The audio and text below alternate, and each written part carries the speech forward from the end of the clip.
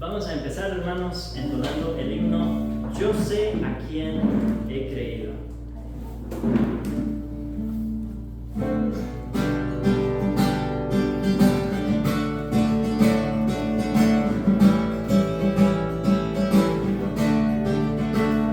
No sé por qué la gracia del Señor a mí un día me alcanzó.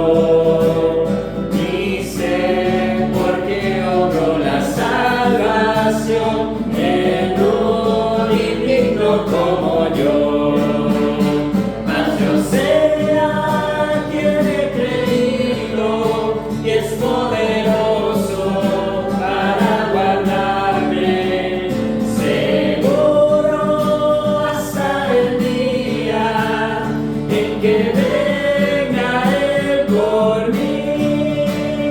No sé por qué la gracia de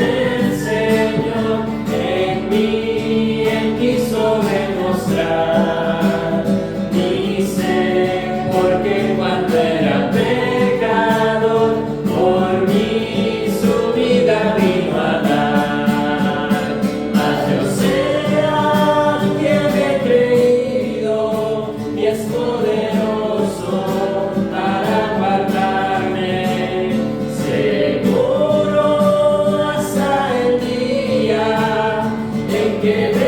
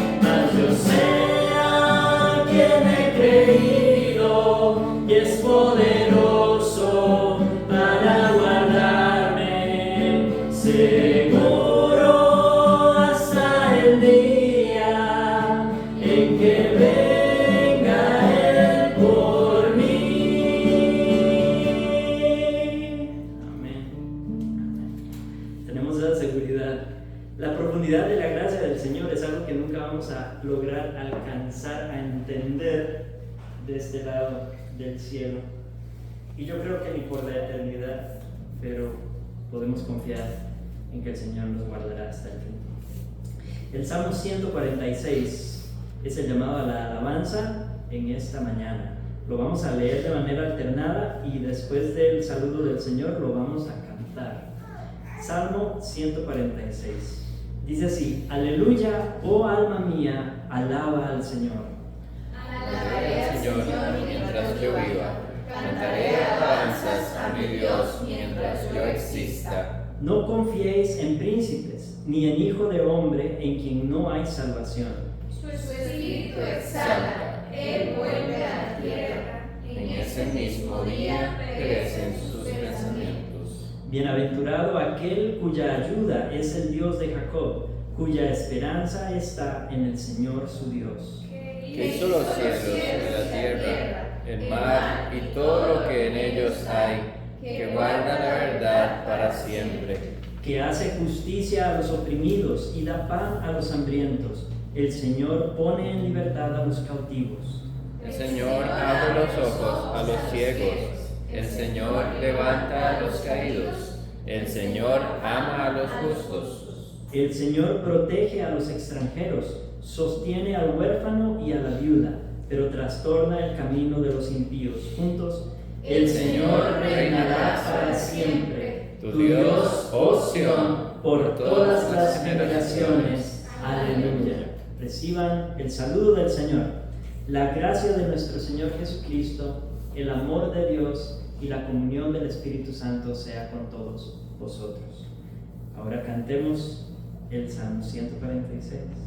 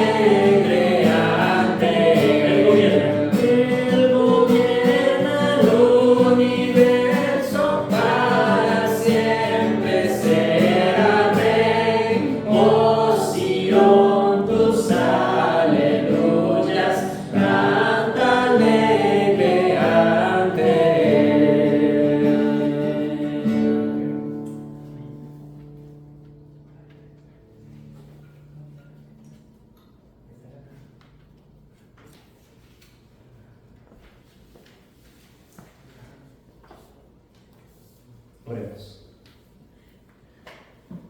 Señor nuestro, venimos delante de ti un domingo más, agradecidos por la oportunidad de estar en tu casa, porque no se trata de nuestra dignidad, sino de tu fidelidad. Y nos has llamado conforme a tus promesas, conforme a tu pacto, a volver a este lugar, a adorarte como pueblo y a recibir de ti todas las bendiciones que has preparado para nosotros. Danos, oh Señor, la pureza de conciencia, que puede recibir tus impulsos, tu mover, oh Dios, en nuestro espíritu, en nuestra mente. Abre nuestros oídos adormecidos, de modo que podamos escuchar tu voz. Y te pedimos que nuestros ojos también, oscurecidos muchas veces por el error, por mentiras, por el mismo pecado en nosotros, no te pueden ver, no pueden ver tu verdad. Ábrelos, oh Padre Santo, de modo que podamos percibir con claridad tu palabra, tu presencia en medio nuestro, Dios. Solo tú puedes despertar nuestros oídos, nuestra vista y limpiar y renovar nuestros corazones. Enséñanos, oh Dios, a sentarnos a tus pies y a escuchar tu palabra una vez más. Te lo pedimos por Jesucristo. Amén. Amén. Pueden tomar asiento. Vamos a iniciar hoy con el cuarto mandamiento, tomado de Éxodo capítulo 20, versículos del 8 al 11. Dice: acuérdate del día de reposo para santificarlo. 6 días trabajarás y harás toda tu obra, mas el séptimo día es reposo para Jehová tu Dios. No hagas en él obra alguna. El mandamiento continúa estipulando el alcance, ¿verdad? Y hasta dónde nosotros debemos procurar guardarlo, no solo nosotros, sino aquellos también que nos rodean o que trabajan para nosotros. Hay una tendencia, y ya le estoy, como dicen, predicando al coro, ¿verdad? Ya todos saben esto, hemos estudiado el día de reposo juntos en el discipulado, pero siempre tenemos que recordarnos porque tendemos a olvidar santificar este día para el Señor. Es una tendencia constante, ¿verdad? Y tiene su manera de regresar. Lo empezamos a tratar como un día común sin darnos cuenta, lo tratamos como si no fuera diferente de los demás días que el Señor ha creado, no lo apartamos para la adoración, o a veces incluso venimos a adorar y luego el resto del día es otro día normal, lo pasamos trabajando o haciendo mandados, etcétera, sin descansar, sin hallar el reposo al que somos llamados en este día en particular. Ese reposo en el Señor debe marcar todos nuestros días, pero ese reposo intencionado de usar el tiempo para actividades santas, para dedicarnos al Señor realmente, no solamente en este espacio, sino todo el día, tendemos a violentarlo. Descuidamos, en el peor de los casos, la adoración pública. Estaba escuchando, no me acuerdo si fue a Sugel, que decía que tratamos el domingo a veces como si fuera algo muy bueno para nosotros, pero si sale algo mejor, entonces estoy dispuesto a cambiarlo, ¿verdad? El domingo en la mañana es bueno, pero si sale algo mejor, entonces yo me puedo ir por esa otra cosa. Y lo descuidamos la adoración pública, descuidamos ese tiempo de congregarnos con el pueblo de Dios, para la palabra, para la oración, para los sacramentos y todo esto que es para bendición nuestra, de hecho, y que reduce el ruido de la semana y nos ayuda a volvernos a enfocar en Dios. Descuidamos la lectura de la palabra, descuidamos la meditación en el sermón, en lo que hablamos el domingo en la mañana. A veces salimos de aquí el domingo y ya, y se cerró, y no hablamos más ni del sermón, ni de las enseñanzas, ni de los cantos, ni nada, y deberíamos dedicar el tiempo del domingo para estar meditando y estar masticando todo lo que ha ocurrido durante el culto.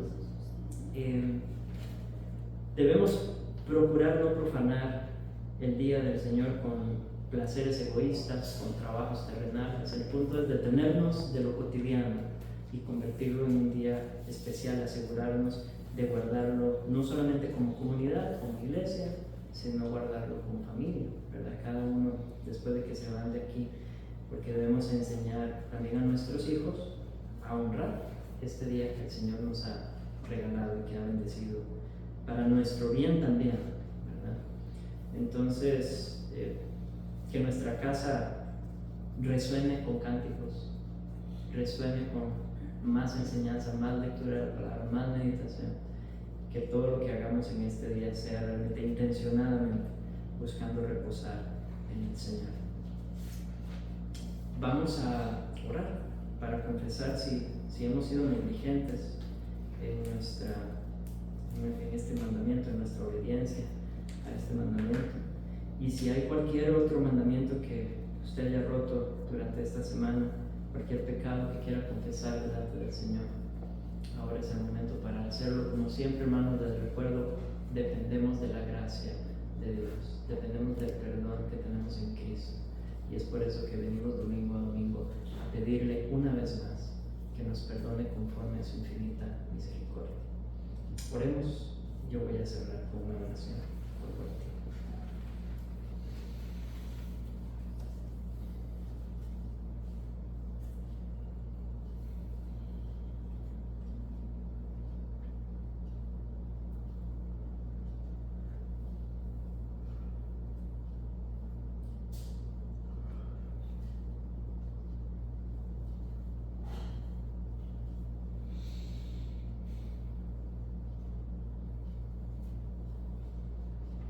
Señor, Creador de los cielos y de la tierra, tú has bendecido y has santificado el día de reposo como una señal de tu pacto de creación y también como uno de tus mandamientos. Nos has llamado a guardarlo y confesamos, oh Dios, que lo hemos olvidado, o lo hemos profanado, o lo hemos descuidado, o hemos minimizado su importancia. Lo hemos tratado como un día común. Hemos buscado nuestro propio deleite en lugar de buscar el deleite en ti. Nos hemos ocupado en trabajos cotidianos, innecesarios, afanes terrenales, como si nuestro sustento dependiera de nosotros y no de tu provisión. Perdónanos porque hemos llenado el día con placeres egoístas, con distracciones vanas, y hemos olvidado que es un día apartado para adorarte, no solo en el tiempo del culto público, sino todo el día para ti. Hemos descuidado en el peor de los casos la congregación de tu pueblo. Hemos despreciado la predicación de tu palabra, hemos despreciado la comunión de los santos. Perdónanos, oh Dios, si hemos tenido una actitud negligente hacia la importancia de reunirnos como pueblo y si no hemos enseñado a nuestras familias a hacer lo mismo y a ver el mismo valor y a honrar este día, permitiendo, Dios, que se viva como si fuera cualquier otro día, o incluso peor. Perdónanos, Señor, si hemos quebrantado tu mandamiento y deshonrado tu nombre. Perdónanos por Cristo. Perdónanos por Cristo Jesús, que es el Señor del día de reposo, y en quien hallamos el verdadero descanso, el cumplimiento de ese descanso y ese reposo y el anticipo del reposo eterno que disfrutaremos con ese deleite eterno en tu presencia. Purifícanos, oh Dios, por tu sangre. Renueva en nosotros el deseo de santificar tu día. Enséñanos a apartarlo como una delicia, no como una carga, y a dedicarlo a tu gloria y a usarlo para practicar para el reposo eterno. Perdona, oh Dios, cualquier pecado que hayamos cometido. Límpianos, oh Padre Santo, de nuestra maldad. Sabemos que no pasa un día sin que violentemos tu ley. Sabemos, oh Dios, que hay mucho que tú has mandado que no hacemos y mucho que tú has prohibido que sí hacemos. Límpianos, oh Dios, perdónanos una vez más, conforme a tus promesas, conforme a tu gracia abundante. En el nombre de Jesús, nuestro reposo y nuestra paz. Amén. Amén. Colosenses, capítulo 1, versículos 13 y 14 dice: porque Él nos libró del dominio de las tinieblas y nos trasladó al reino de su Hijo amado, en quien tenemos redención, el perdón de los pecados. Hermano, hermana, si usted es creyente en Cristo, usted ha sido trasladado a su reino y ahora en Él usted tiene redención y sus pecados son perdonados. Vamos a entonar el himno profundo, es el amor de Dios.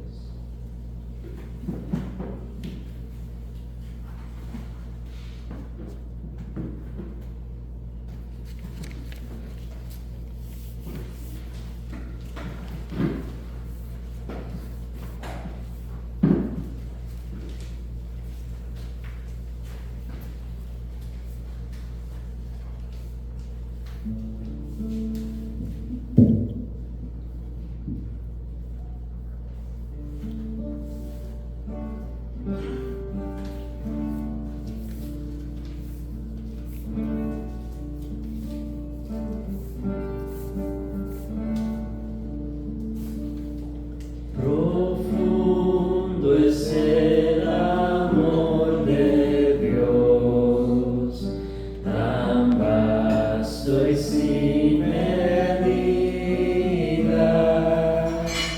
pues a su Hijo entregó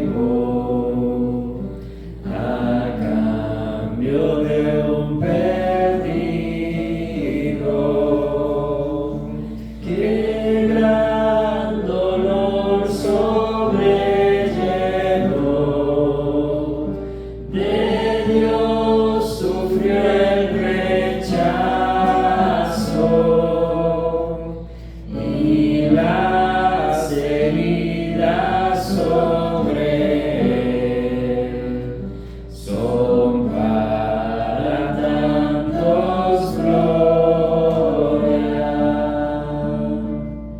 He allí al hombre en la cruz, mis faltas en sus hombros, vergüenza siento al escuchar mi voz entre las burlas. Por mi pecado estuvo allí, llevando todo a cabo.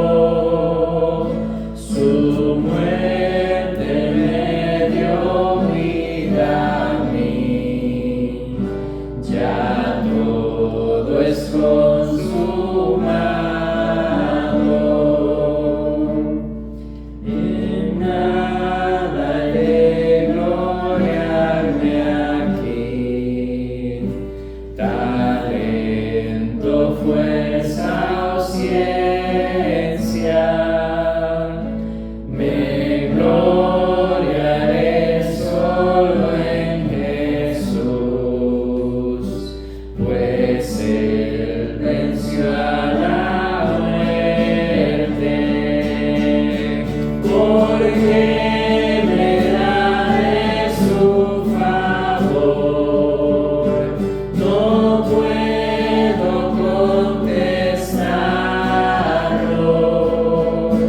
pero algo sé de corazón.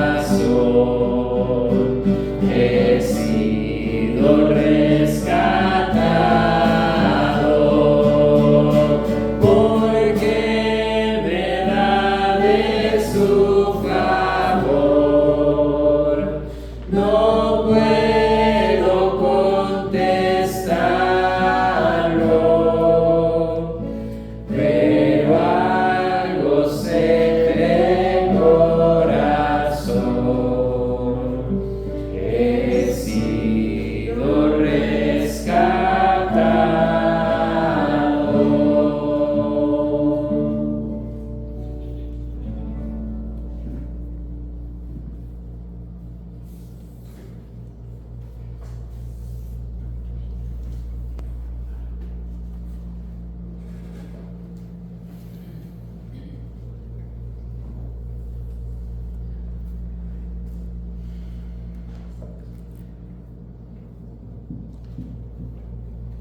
Ayer hablamos de algunos santos de la iglesia. Muchos de ellos fueron martirizados por confesar estas verdades que estamos a punto de repetir. Hagamos eco a la voz de los mártires con el credo de los apóstoles.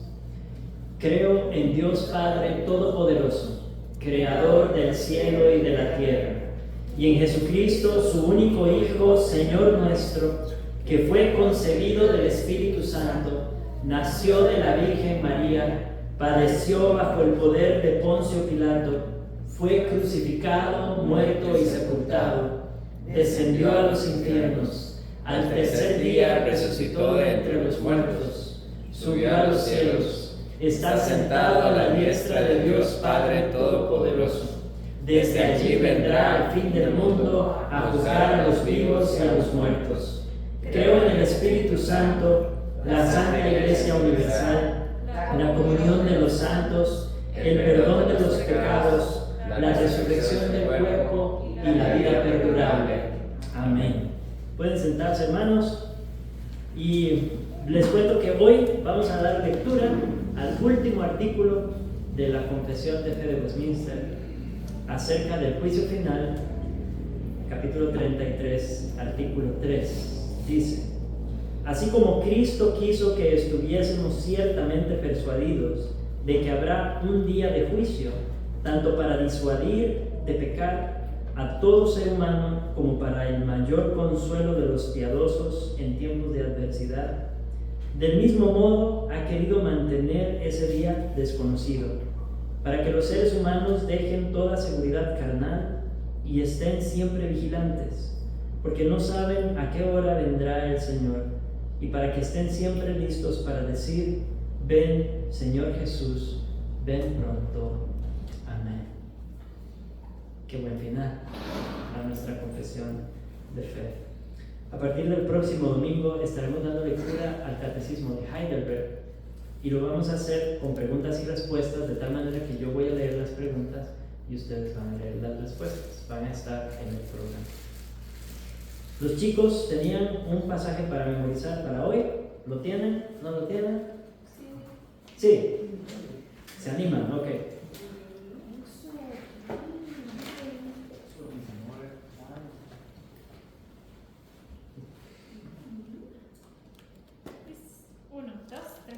Ciertamente el obedecer es mejor que los sacrificios y el prestar atención que la grosura de los carneros. Primera de Samuel 15:22. Muy bien. Vean, mis padres, el que hayan memorizado ese versículo es una herramienta muy buena para nosotros en ese contenido. La obediencia es mejor que los sacrificios y prestar atención que la grosura de los carneros. Si son como nosotros, ya lo habrán utilizado con sus hijos en alguna ocasión. El Salmo 96, adultos, versículos del 1 al 5, a contar 3. 1, 2, 3.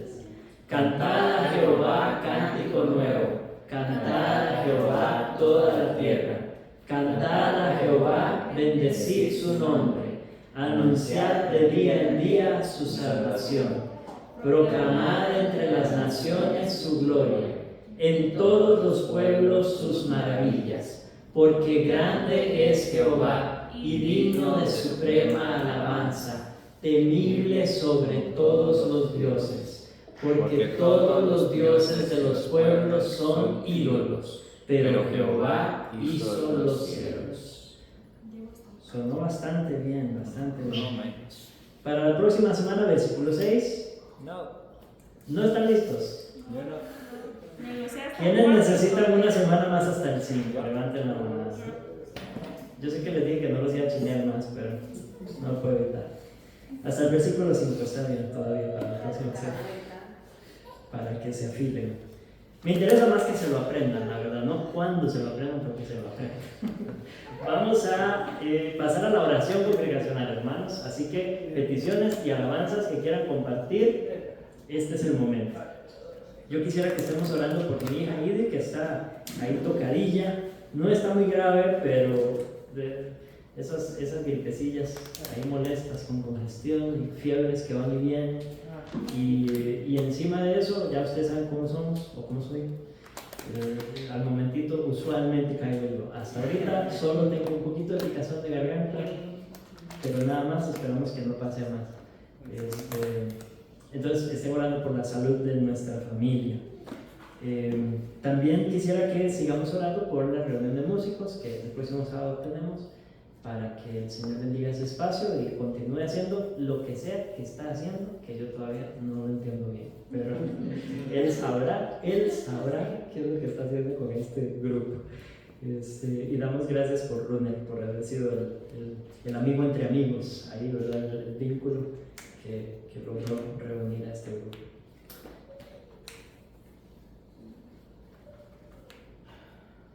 Más. Bueno, por Mauricio, para que Dios trabaje en su corazón primero que nada, ¿verdad? Y por trabajo, porque ahora he aplicado en varios lugares, pero no, todavía No pega. no. Ok. Pero bueno, Dios sabrá. Sí. Ponerlo en oración. Claro. Yo voy a dar una alabanza diaria de Sí, sí. Y por una petición por mi hijo que andaba medio malillo del estómago, está un poquito tomado, entonces estamos esforzándonos para que deje el pañal lo antes posible, porque es muy delicado con no partir el pañal. Pero sí estamos tratando de que lo deje, pero no le agrada la idea. Todavía no No está estamos listo. de acuerdo. Sí. Y estamos en ese proceso. Está bien. Sí, está. Bueno. Quería dar gracias Sí. por Costa Rica, 204 años de independencia celebramos. Amén. Creo que es importante y gracias a Dios por eso. Estamos como patria celebrando eso. Amén. Sí, a veces perdemos la perspectiva, ¿verdad?, de que el soberano sobre la historia es Dios. Y Él ha escrito la historia de nuestra nación, de tal manera que hoy gozamos de la libertad que gozamos.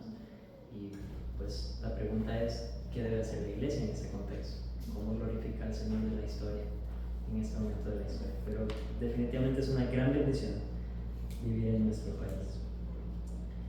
No sin sus desafíos, pero una gran bendición.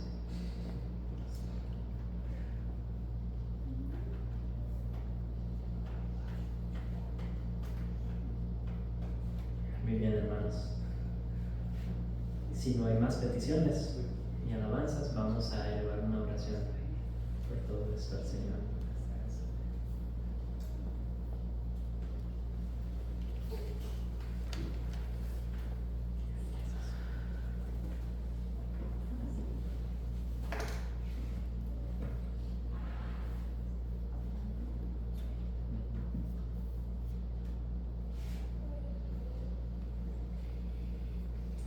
Oremos. Nuestro buen Dios y Padre Celestial, cuán agradecidos estamos de poder venir delante de ti una vez más, y porque este acceso a tu trono, a tu presencia, está siempre abierto para nosotros por la obra de Cristo Jesús. Gracias, oh Dios, porque nos escuchas, porque estás atento a nuestro clamor, porque recibes nuestra gratitud y nuestras alabanzas, todo gracias a la obra mediadora de Jesucristo, a quien tú has provisto. Te alabamos y te bendecimos por todas las bendiciones que tenemos en Él. Gracias por la esperanza de gloria. Gracias por la salvación, el perdón de los pecados, por la justificación, por la santificación en medio de la cual nos encontramos todos nosotros hoy. Gracias, oh Dios, porque podemos confiar en que todo lo que tú ordenas para nuestra vida es para nuestro bien y para tu gloria.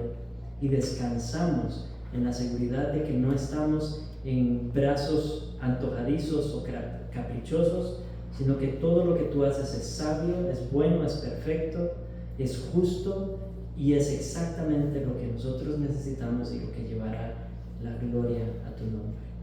Descansamos en esas promesas y ahora, confiando en eso, es que venimos delante de ti con nuestras alabanzas y nuestras peticiones. Te damos gracias, oh Dios, porque nos has traído aquí a tu casa, por la bendición que es para cada una de nuestras familias, no solamente con Dana, pero nos unimos a su alabanza de poder estar aquí juntos. Y pedimos, oh Dios, por la salud de ella, que está un poco afectada. Pedimos también por su bebé, por este proceso de abandono de pañales y toda la locura que eso conlleva, oh Dios. Dales paciencia, sabiduría y ayúdale a él también.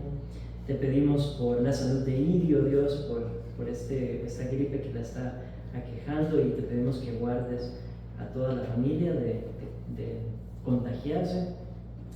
Te pedimos también por la reunión de músicos, Dios, que tendremos la próxima semana. Te rogamos, Padre Santo, que uses ese espacio para bendecir a las iglesias representadas, oh Padre, y no sabemos con claridad qué es lo que tú estás haciendo, porque has traído a este grupo en particular de iglesias tan distantes, pero confiamos, oh Dios, en tu obra, en tu soberanía, en tu poder, y en que tú estás orquestando algo mucho mejor y más alto de lo que nosotros podemos imaginar.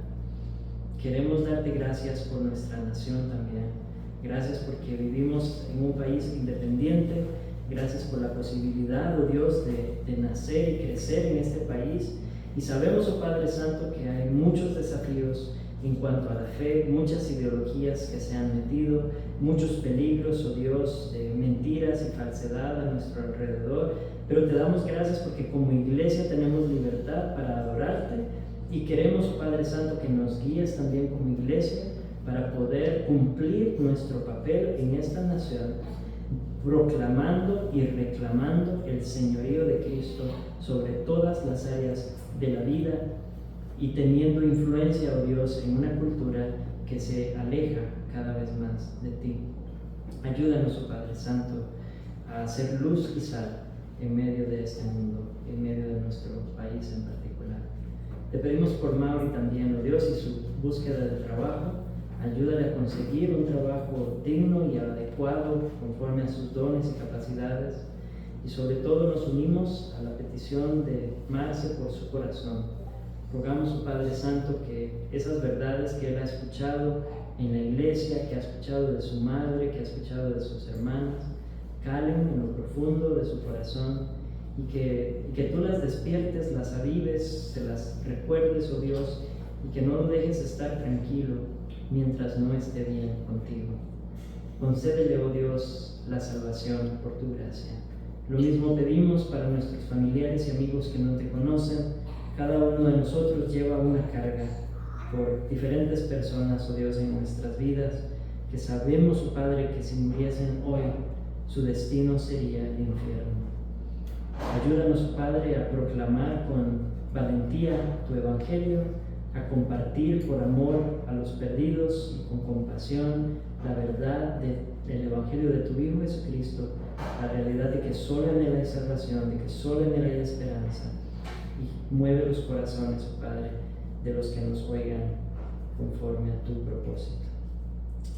Dios, queremos pedirte por el resto de este tiempo que vamos a compartir, por la predicación de tu palabra, por la recolección de las ofrendas, oh Dios, que en todo tu nombre sea glorificado y que puedas utilizar todo eso para el avance de tu reino, a través de lo material y también a través de nuestro crecimiento espiritual.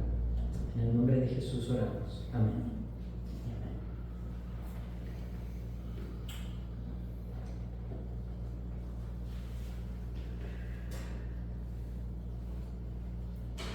Vamos a recoger las ofrendas en este momento, hermanos. Si alguien trajo efectivo, damos unos minutos para que hagan sus transacciones.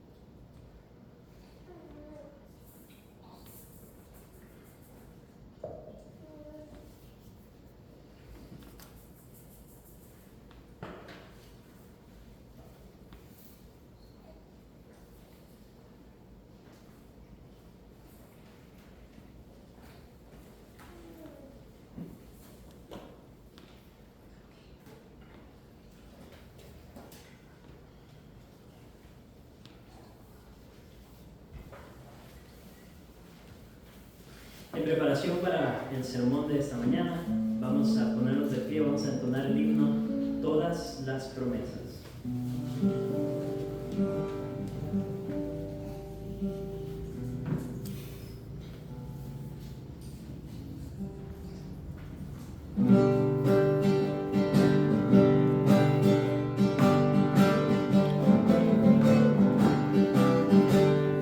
Todas las promesas del Señor Jesús son apoyo poderoso de mi fe.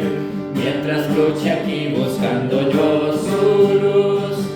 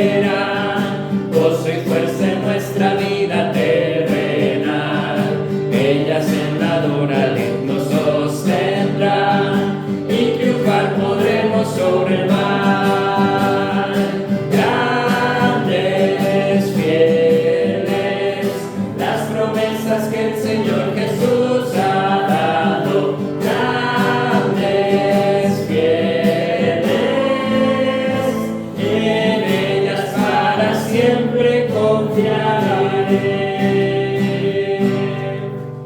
Pueden sentarse, hermanos.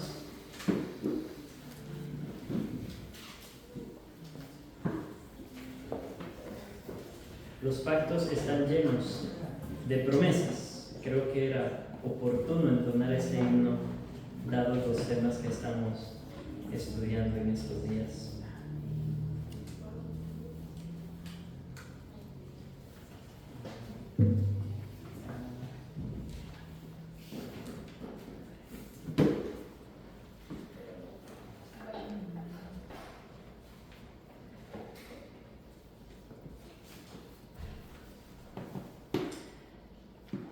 Hemos estado hablando, solo hemos cubierto el primer pacto hasta ahora, el pacto de creación, y ahora estamos hablando del pacto de preservación, que es el que vamos a iniciar hoy. Y estos son conocidos como los pactos universales. ¿Qué quiere decir esto? Que aplican a todos los seres humanos en todo momento y para siempre. Esa es la realidad del pacto de creación, con su mandato cultural, o sea, el pacto con Adán. Y ahora el pacto de preservación que empezaremos a ver hoy con Noé.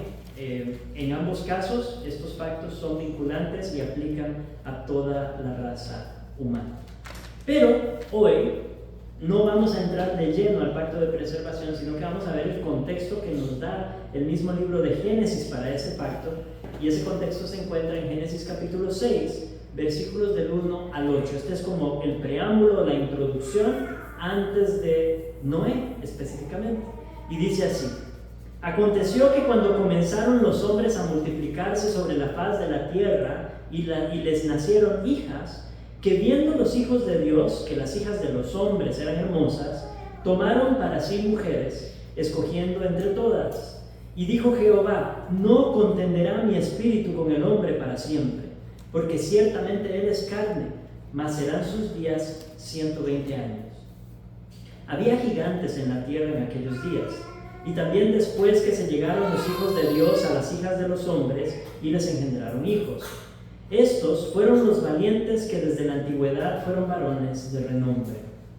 Y vio Jehová que la maldad de los hombres era mucha en la tierra, y que todo designio de los pensamientos del corazón de ellos era de continuo solamente el mal.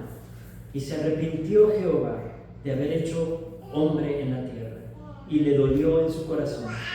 Y dijo Jehová: raeré de sobre la faz de la tierra a los hombres que he creado, desde el hombre hasta la bestia y hasta el reptil y las aves del cielo, pues me arrepiento de haberlos hecho. Pero Noé halló gracia ante los ojos de Jehová. Oremos.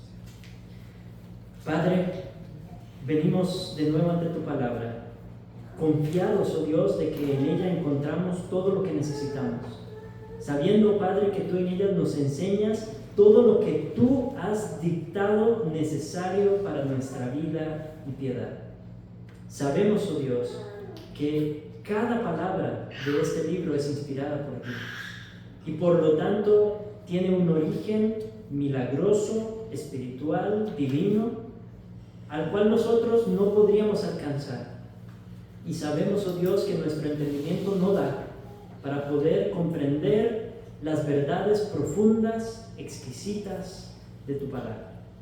Así que rogamos, conforme a tus promesas, conforme a tu poder y por la obra de tu Espíritu Santo en nosotros, que abras no solo nuestros oídos físicos sino espirituales, y que nos hagas atentos a tu voz, para que todo lo que escuchemos hoy cale profundamente, transforme lo que haya que transformar, nos alimente, nos vivifique y sobre todo ponga nuestra mirada en nuestro Señor Jesucristo, el alfa y el omega de tu revelación y de la historia humana. Es en su nombre que oramos. Amén y amén.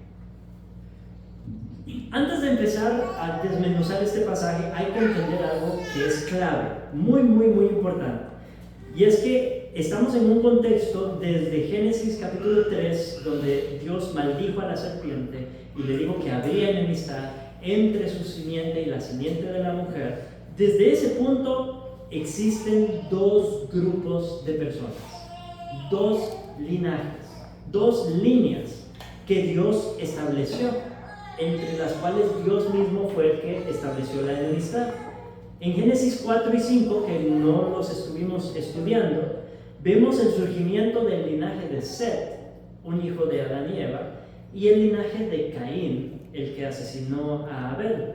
Y esos dos linajes representan las dos líneas, los hijos de la serpiente, los incrédulos, y los hijos de la mujer o los creyentes.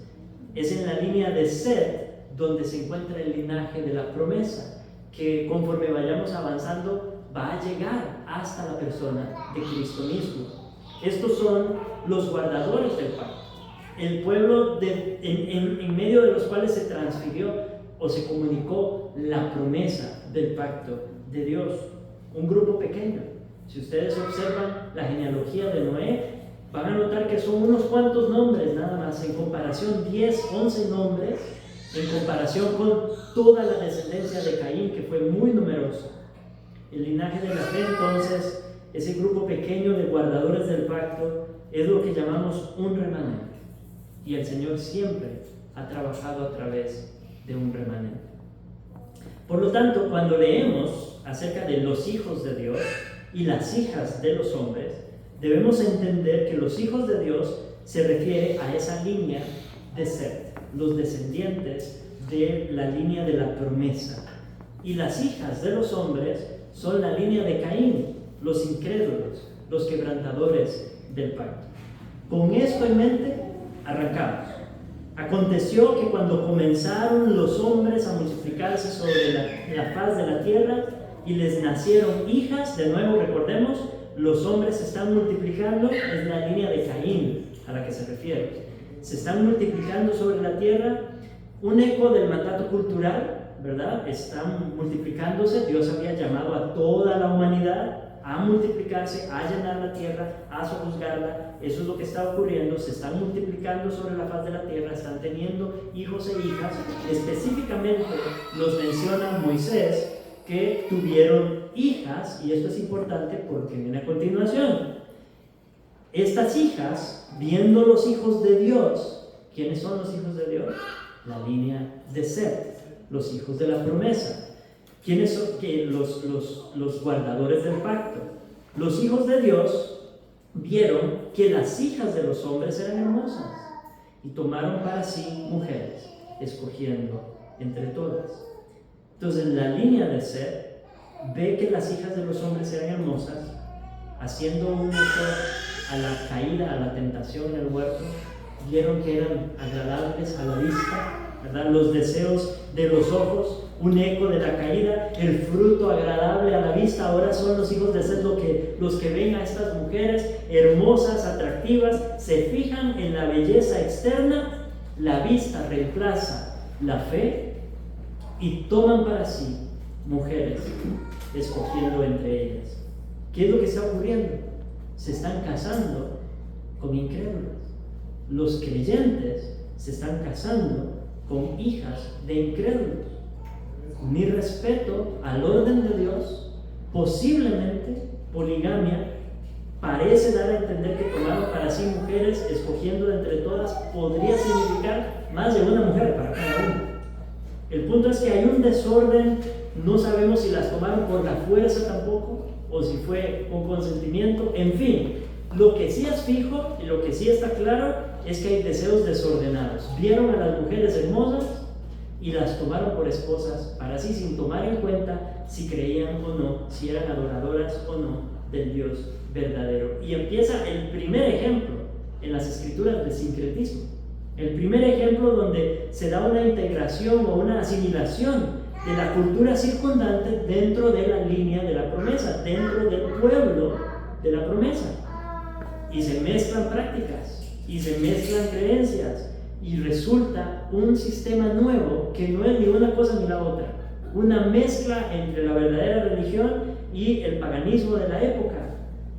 Porque los creyentes se dieron moralmente, se dieron religiosamente, y trajo esto una corrupción a la línea de Set.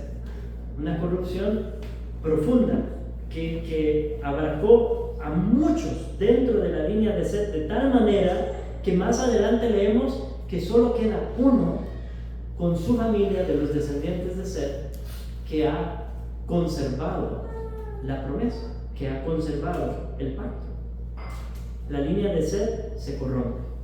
Recuerden que Moisés está escribiendo esto al pueblo de Israel, el libro de Génesis en particular, antes de entrar a tomar la tierra prometida. Y por lo tanto es importante tanto lo que menciona acerca del matrimonio en Génesis 1 y Génesis 2, como lo que está mencionando ahora del desorden matrimonial que se da entre los hijos de Set y las hijas de los hombres, porque él quiere que cuando entren a la tierra prometida y se enfrenten a esas culturas, a esos pueblos que igualmente eran paganos, que igualmente eran incrédulos, ellos supieran guardarse y no cayeran en la misma tentación.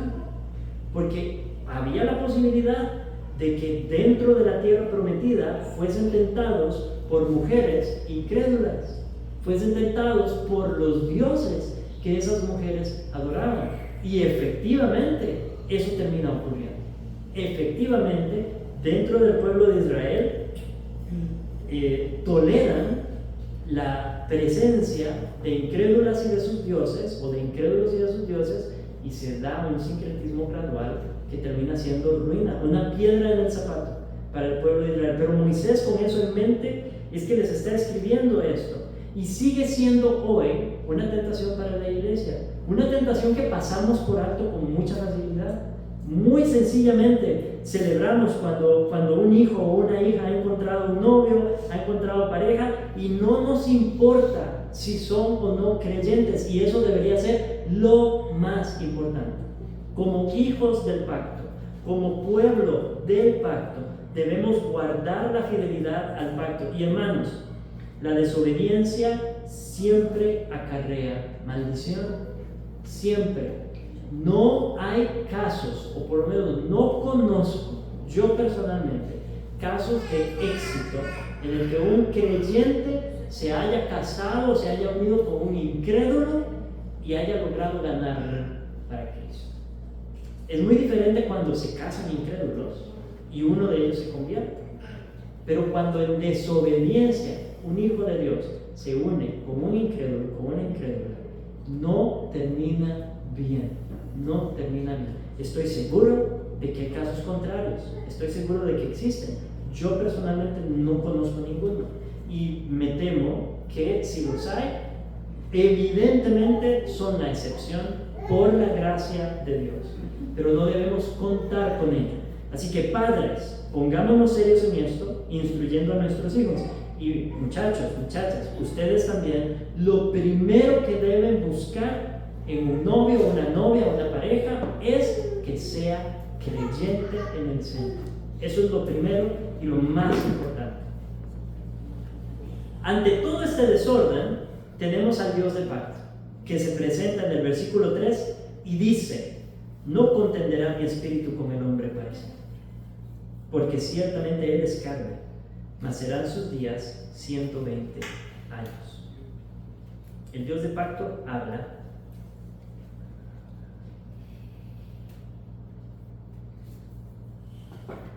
Y se acuerda, como dice el Salmo 78, de que somos carne, soplo que va y no vuelve. La humanidad es frágil, la humanidad está caída, dice Dios. No voy a luchar con ellos para siempre. Hay dos interpretaciones posibles de esto. Están viviendo mucho, son años muy largos. Estamos hablando de que Matusalén sobrepasó los 900 años de vida. La cantidad de maldad que puede hacer una persona en 900 años, en 800 años. Entonces Dios está diciendo: es demasiado. Entonces puede ser que la sentencia de que serán sus días 120 años se refiere a que va a reducir la expectativa de vida de la humanidad, Pero también la otra interpretación, y es por la que yo me inclino un poco más, es que dentro de 120 años sería el diluvio. 120 años después de esto, Dios enviaría el diluvio sobre la tierra para acabar con la maldad. Ambas interpretaciones son posibles, pero lo cierto es que este castigo sobre la raza humana nos confirma que de lo que estaba hablando Dios en los primeros versículos es de seres humanos.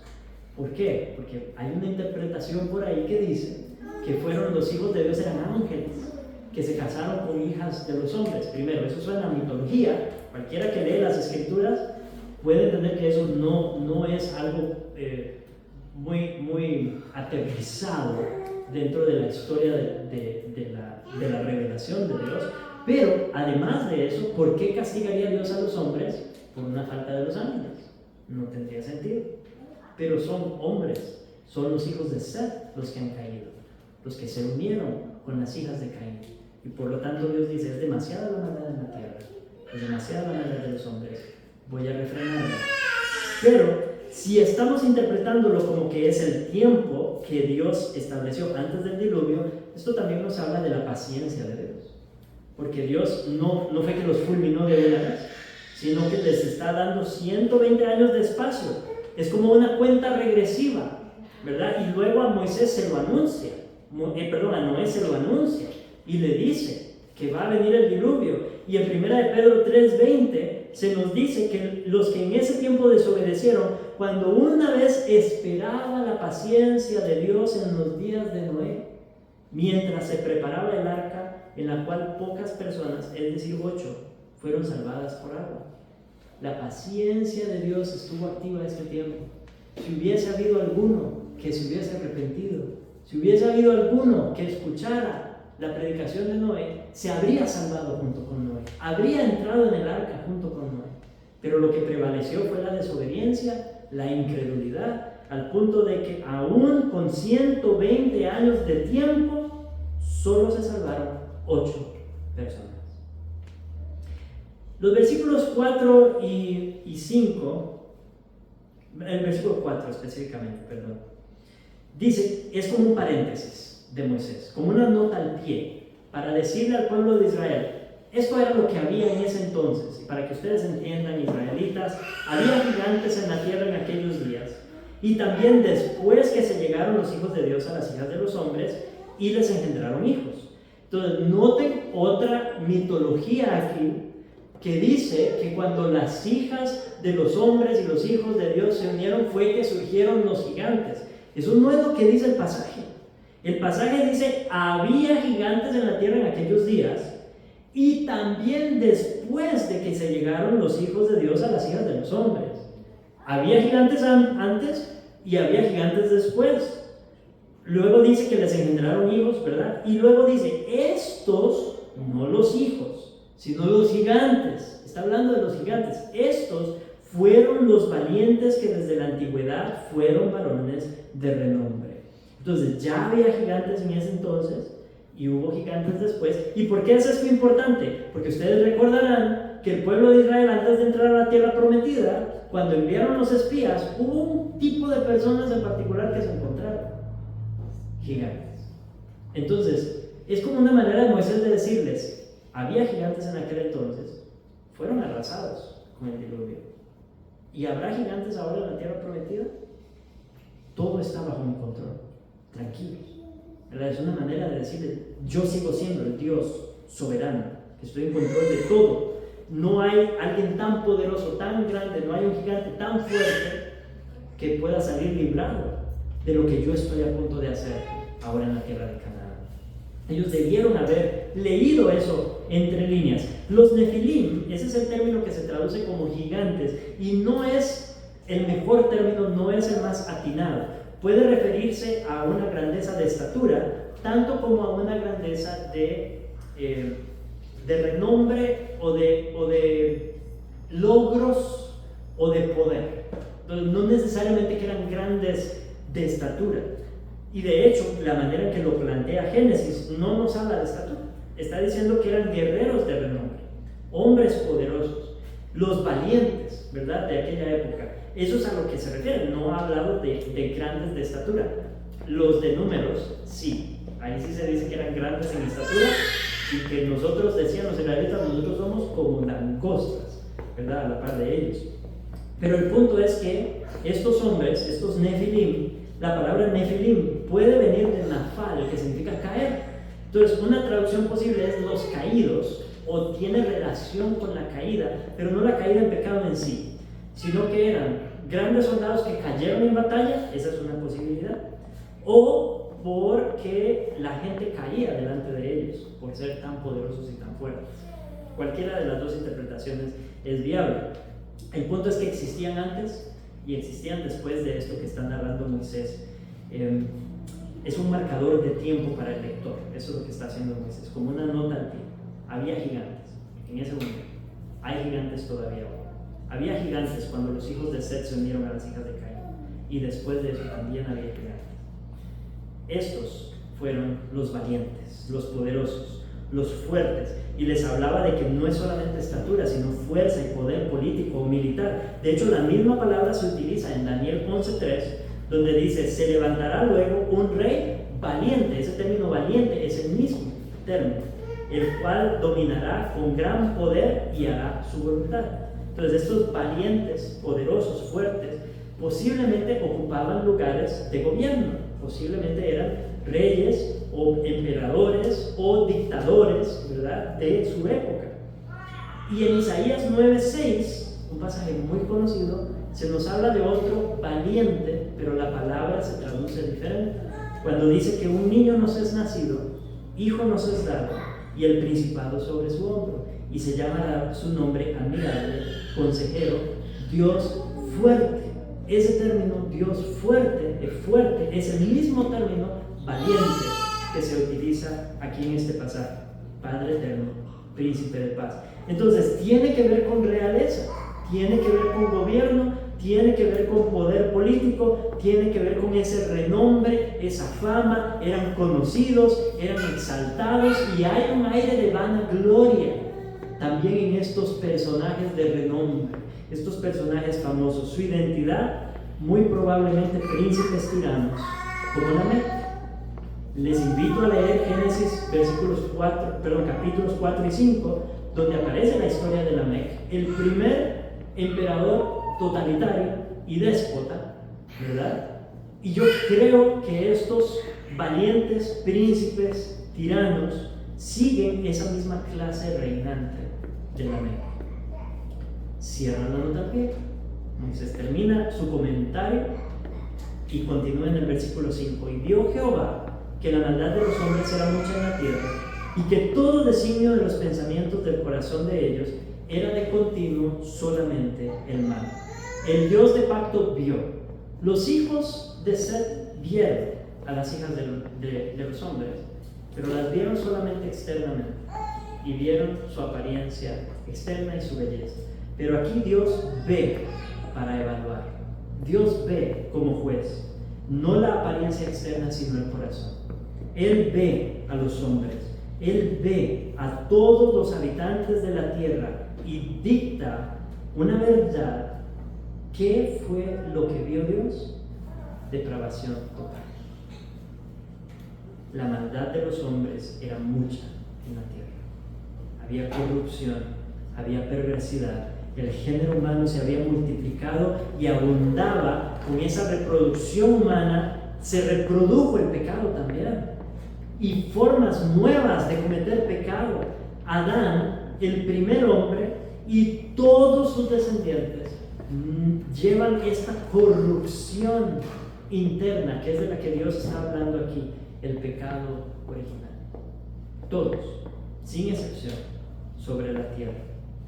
Ese escenario que debía ser el lugar donde el reino de Dios avanzara, la tierra que Dios mismo había creado para hacer avanzar su reino, para que se multiplicara su imagen sobre la tierra, esa criatura digna que Él había creado.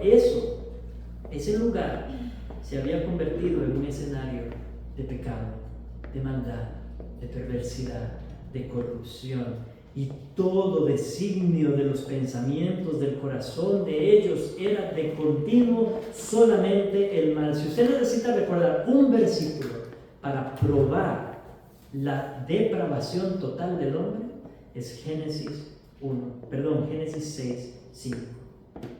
Todo designio de los pensamientos del corazón de ellos era de continuo solamente el mal.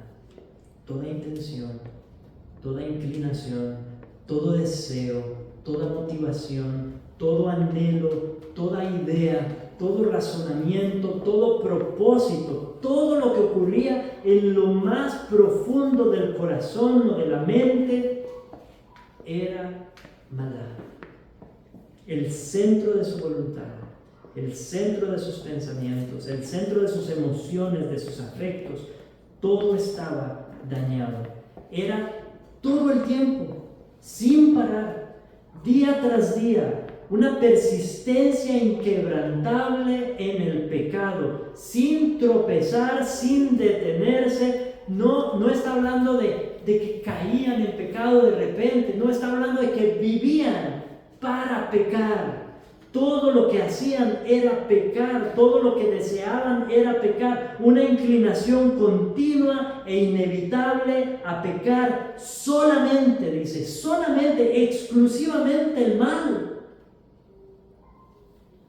Una corrupción moral destructiva, corrosiva, profunda, sin neutralidad. No había momentos de bondad. No había momentos en los que no era como que nacían buenos y conforme crecían se inclinaban hacia la maldad o hacia la bondad. No, dice que todos los habitantes de la tierra eran así. Solamente buscaban el mal. Había un problema en la raíz del ser humano. Un problema radical. Esta es, mis hermanos, nuestra herencia de Adán. Cada uno de nosotros cae dentro de este dictamen, dentro de esta sentencia. Somos iguales a esos hombres de los tiempos de Noé. Nuestra maldad es corrosiva, es profunda, nacemos en pecado, con una naturaleza caída, no cometemos actos de maldad más perversos por la gracia del Señor. No significa que todos somos tan malos o cometemos los actos perversos que podríamos cometer. Eso no es lo que significa el pecado original, pero sí significa que todo lo que somos, todo lo que pensamos y todo lo que hacemos está corrompido por el pecado. ¿Entiende usted la profundidad? Y noten cómo Dios solo está hablando de la mente. Él no está hablando del comportamiento. Él está hablando solo de la mente, los planes, los anhelos, la imaginación, los designios, los deseos. Eso estaba corrompido y obviamente de ahí solo van a brotar acciones corruptas, pero no se enfoca en el comportamiento. Y esta es la realidad desde el más pequeño hasta el más grande entre nosotros. Todos somos pecadores en Adán. Todos estamos caídos en Adán. ¿Por qué? Porque Él era nuestro representante ante Dios. En el pacto de creación, en Adán, estábamos todos. Siendo Él la cabeza del pacto de creación, en su caída caímos todos. Y entonces tenemos un pasaje interesante, rico, creo teológicamente, el versículo 6. Y se arrepintió Jehová de haber hecho al hombre en la tierra y le dolió en su corazón. Le pesó al Señor. ¿Será que Dios cambió de parecer? ¿Será que Dios se arrepintió de lo que había hecho, como que está recapacitando? No, sabemos que nuestro Dios es inmutable y que su decreto eterno se cumple, sí o sí. Pero Él nos está comunicando en términos de la experiencia humana, la reacción de Dios ante nuestro pecado, señalando el santo desagrado de Dios en términos que nosotros podemos entender. Su decreto eterno no cambia. Su plan soberano incluye estas interacciones incluso en las que en su relación de pacto con el hombre, si el hombre se arrepiente, Él lo perdona. Si el hombre peca, Él lo maldice, lo castiga. Esa es la naturaleza de la relación que tenemos con Dios, que el ser humano tiene con Dios, pero todo según su decreto eterno y según su propósito. Eso no cambia, ni cambiará nunca. El punto es que el pecado ha distorsionado su diseño. El pecado, el hombre, se ha convertido en otra cosa. No es aquella criatura que Dios creó. La buena creación de Dios incluso ha sido corrompida. El hombre que debía sojuzgar la tierra la ha contaminado. Y esto a Dios le dolió en su corazón. Se entristeció. Otra traducción más precisa es: se indignó en su corazón por lo que estaba viendo en lo más profundo de su ser. Entiendan, mis hermanos, que el pecado es una afrenta personal contra Dios. No es algo malo, objetivo, abstracto. Es malo porque es un atentado contra la santidad del Dios personal. El Dios que es 3 veces santo. Todo pecado le ofende personalmente. No para que nosotros digamos: ay, pobrecito Dios, cuánto lo hemos ofendido. No. Sino para que entendamos que dura cosa es caer en las manos del Dios vivo, que es 3 veces santo, y si lo ofendemos es 3 veces ofendido. Y por lo tanto, el pacto que rompemos con nuestro pecado y nuestra desobediencia lo indigna, y Él castigará ese pecado, lo castigará. Sí o sí. Esa es la realidad en la que se encuentran todos los seres humanos hoy. Y por eso el versículo 7 nos da la sentencia. Y dijo Jehová, dijo el Dios de pacto: raeré de sobre la faz de la tierra a los hombres que he creado, desde el hombre hasta la bestia y hasta el reptil y las aves del cielo, pues me arrepiento de haberlos hecho. Y lo que Él dice que va a hacer, lo hace. Destruiré, borraré, voy a descrear a los hombres y a las criaturas que había creado. Voy a borrar al hombre de la faz de la tierra, a Adán de la Adamá. ¿Recuerdan? El hombre que había sido formado de la tierra y que debía sojuzgar la tierra, ahora va a ser barrido de la tierra. Y no solo la humanidad, sino toda bestia y reptil y aves, y la lista va en orden descendiente de la criatura, corona de la creación, el hombre, y recorre el día 6 y el día 5. Las bestias de la tierra, las aves de los cielos, y los únicos que salen librados al parecer son los peces del mar. Una decreación.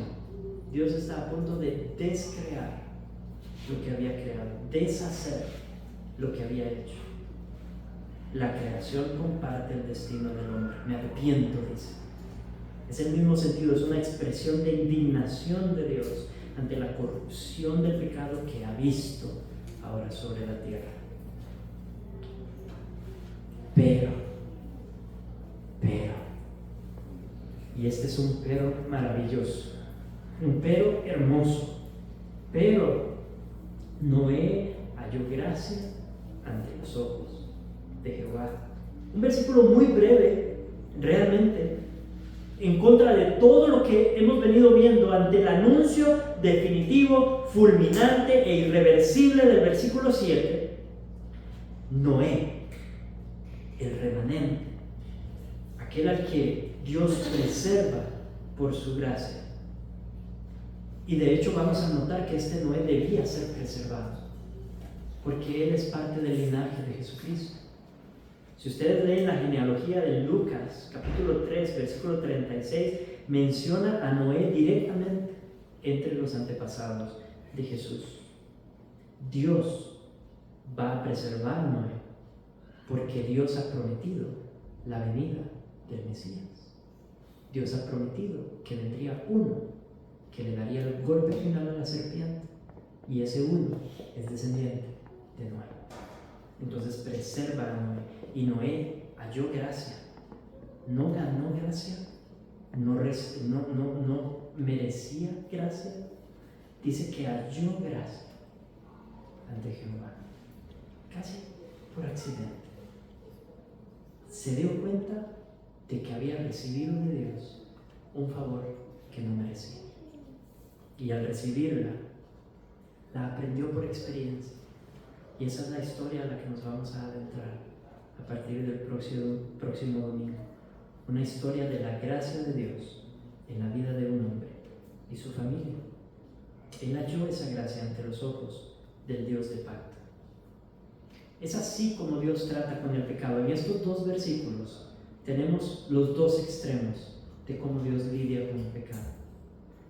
O lo juzga y lo castiga, o lo perdona y salva por gracia. Y así sigue tratando hasta hoy. Esas son las dos posibilidades, dos tipos de personas, dos destinos. Castigado por la eternidad o salvo por gracia. Hermano, hermana, si usted está en Cristo, es por la gracia de Dios. No diga que se ganó esa gracia. Entienda que usted la halló porque el Señor se la dio. Así que contemple su vida con honestidad. Y lo primero de lo que va a darse cuenta es de la realidad del pecado original. Usted no lo puede vencer. Usted no puede contra ese enemigo tan profundo. Si se tratara de hacer y no hacer cosas malas, tal vez podríamos lograrlo, tal vez. Pero el pecado es un mal tan profundo y tan arraigado que nosotros no tenemos ni el entendimiento, ni la capacidad, ni el poder para bregar, para luchar efectivamente contra este enemigo. Unas cuantas buenas obras no van a cubrir su maldad. Unas cuantas buenas obras no van a compensar por lo profundo, radical e invencible del pecado en su vida. Así que esta realidad primero le traiga a usted humildad. Humíllese delante de Dios y reconozca que sí, usted no puede. Usted no puede. Usted merece el castigo, merece el juicio. Esa es la realidad. Merece la muerte, merece estar separado de Dios para siempre, merece su condenación, merece la indignación de Dios, que cuando Dios lo vea, le duele en su corazón haberlo creado. Lo merece. Pero, hay un pero en su vida. Usted ha hallado gracia ante los ojos del Dios de pacto, porque el Dios de pacto ha depositado su gracia en usted. Y que esta realidad lo quebrante para que viva en constante arrepentimiento, pero también lo exalte para que viva en constante gratitud. Una de esas paradojas de la vida cristiana. Siempre penitente, pero siempre justo y por lo tanto siempre agradecido. Contemple la gracia de Dios en su vida, lo que Cristo ha hecho por usted, lo que usted no merecía. Descubra esa gracia en su vida, dedíquese a reflexionar en ella, piense en de dónde viene usted, dónde estaba, qué estaba haciendo, cómo era su vida antes de Cristo y celebre que hoy es perdonado, celebre que es justificado, que es santificado, que será glorificado, todo por la gracia de Dios, esa gracia inagotable, irrevocable, irreversible, insuperable, invencible, y descanse en esa gracia. Descanse en esa salvación que ha recibido, no por su desempeño. Y confíe en que si Dios lo ha tomado y lo ha cubierto con su gracia, lo va a sostener por gracia hasta el final. Esa es la historia de Noé. Y esa es su historia y mi historia. Hemos hallado gracia delante de Dios y por su gracia Él nos guardará hasta el final. Dios es siempre fiel a su pacto. Amén.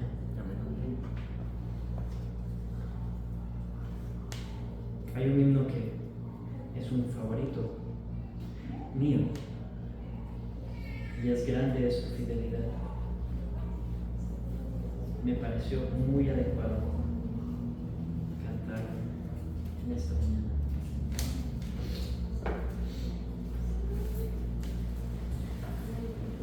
Ponémonos de pie, hermanos.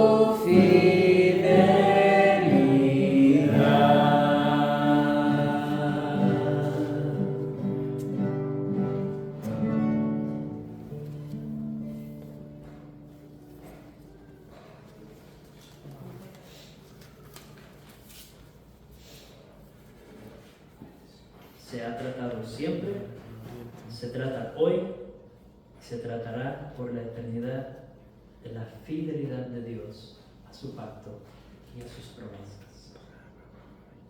Reciban la despedida del Señor. Y el Dios de la esperanza os llene de todo gozo y paz en el creer, para que abundéis en esperanza por el poder del Espíritu Santo. Y ponemos gloria a Padre. Gloria a Padre.